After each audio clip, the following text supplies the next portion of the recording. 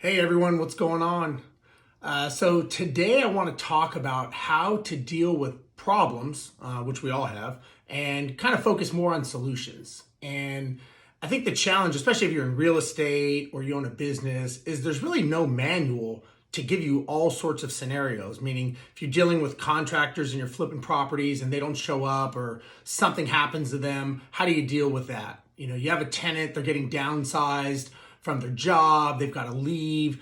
You don't know how to deal with that. So, there's not a thing that can always give you the answer for everything that you do.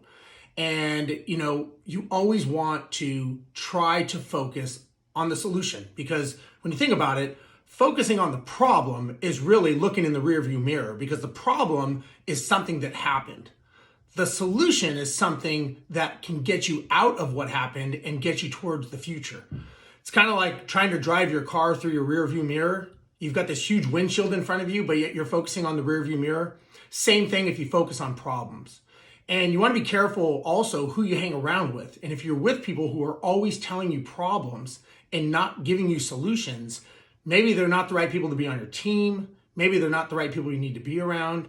And you really need to think about being solution oriented, because problems are going to happen, right? They're going to happen in business. They're going to happen in your personal life with your kids. It doesn't matter. It's how you deal with it. And the best thing I would suggest is be able to kind of step out emotionally, which it's easier said than done, right? Just kind of stop, get out of it, give it back a couple feet, and then try to look at it. And the more you can remove yourself from the situation, the more logical you may be, and they say the best view is the 10,000 foot view, because you're looking at everything from above and you're not in the weeds. So if you can do that, sometimes it's just a mind state, but it's very important to be able to look at a situation objectively, as opposed to looking at a situation that now you're kind of in the weeds and you can't fix.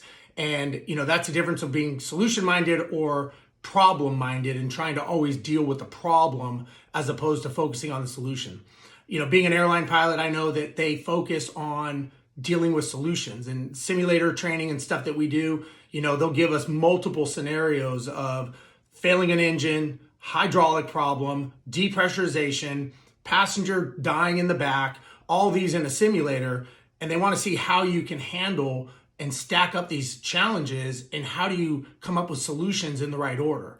So in flying, they call it aviate, navigate, and communicate, meaning fly the plane, get it to the right destination, and then you can talk to people and tell them what you're doing. So, if we're dealing with the person in the back, but the plane's in a death spiral to the ocean, it's not going to help anyone. So, when you have an engine failure and you have all these things, first you got to do is fix the engine, or if it's on fire, get it off and all that stuff. And it's just a way to look and prioritize what's important and go towards the solution. Because look, you're always going to have problems in life. You're going to have problems in your business. Things are going to come up that you didn't read about, you didn't learn about, someone didn't tell you. And that's just how it is. How you handle it and how you address it really is the most important thing. So always try to think about being solution minded and really ask yourself some questions like, okay, how can I fix this? Instead of saying, oh, this is bad, tenant trashed property, tenant left. Okay, how can I fix this? Maybe how can I write this out to see what the challenges were? Were there any red flags that caused this to happen that maybe I didn't notice or chose not to notice? Then you can actually make that a learning experience, and you can make it a policy and procedure. So a lot of times in the airline business, I use that as an example. Whenever there's a crash or catastrophe, a lot of times that's being used as an example to not do that, obviously.